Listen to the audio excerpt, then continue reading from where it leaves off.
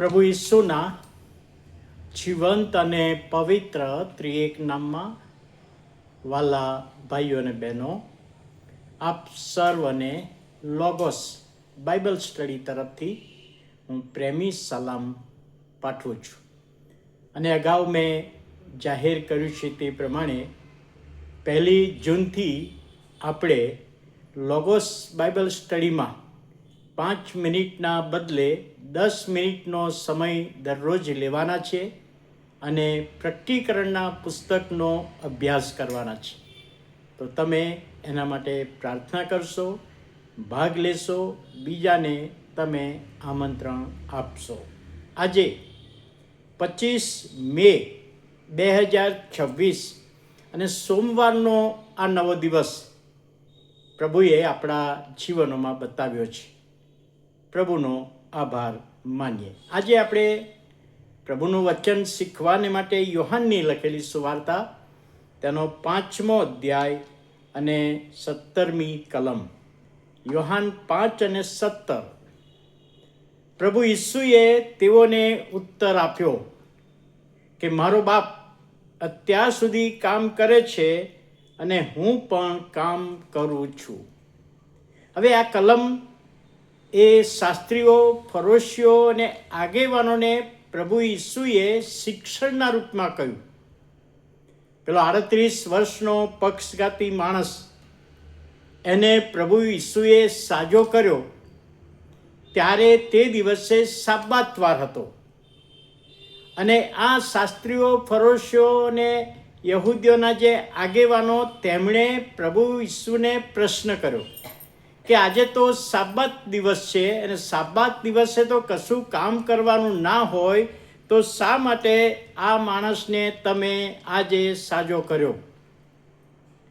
હવે ત્યારે પ્રભુ ઈસુએ આ જવાબ એ પ્રશ્નમાંથી છટકવા માટે આપ્યો નહોતો, પરંતુ પ્રશ્નને સમજાવવાને માટે, પ્રશ્નનો સાચો ઉત્તર આપવાને માટે ઈસુએ કહ્યું કે મારો બાપ અત્યાર સુધી કામ કરે છે અને હું પણ કામ કરું છું. એટલે પ્રભુ ઈસુ ખ્રિસ્તે અહીં આગળ એ બાબત યાદ કરાવી, લખ્યું નથી પણ એ બાબત યાદ કરાવી બીજા શબ્દોમાં કે મારો બાપ કામ કરે છે. સર્વ ઉત્પન્ન કર્યા પછી આરામ કર્યો, તેમ છતાં પણ આજે મારો બાપ તો એનું કામ કરે જ છે. રક્ષણ કરવાની જવાબદારી, આપણને ચલાવવાની જવાબદારી અને બધી જ બાબતો ઈશ્વર કરે છે. સૂર્ય ઉગે છે, ચંદ્ર આથમે છે, જન્મ થાય છે, મરણ થાય છે, આશીર્વાદ આપે છે, આપણી કાળજી લે છે. પ્રભુ તો આપણું કામ, આપણી સંભાળ લે છે જ, એનું કામ કરે જ છે. અને ત્યારે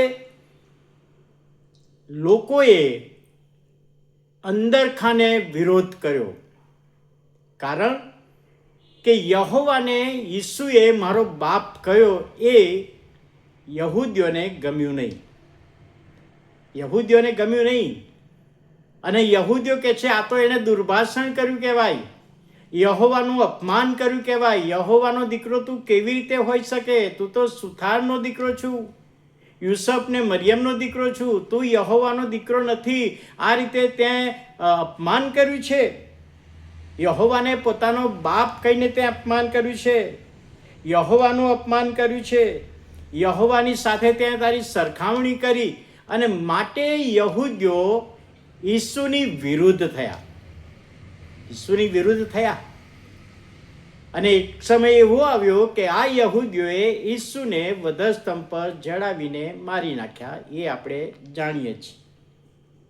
દીકરો જીવન આપે છે. ઈસુ કહેવા માંગે છે કે મારો બાપ છે, હું દીકરો છું, હું જીવન આપું છું.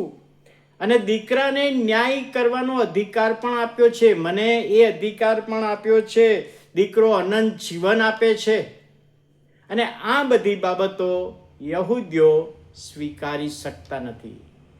સમજી શકતા તો નથી જ, સ્વીકારી શકતા નથી. અને એટલા માટે પ્રભુ ઈસુનો એ વિરોધ કરનારા થયા.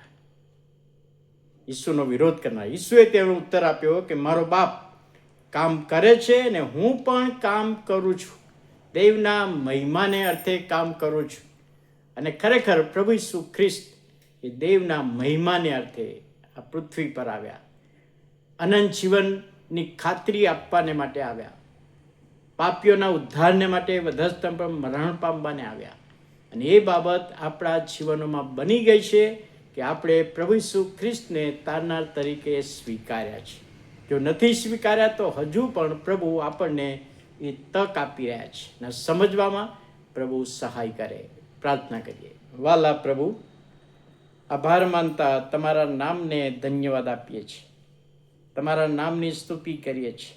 આજનું વચન સમજવામાં આત્માની દોરવણી આપો. ઈસુ પ્રભુના નામમાં સાંભળો, માન્ય કરો. આમેન.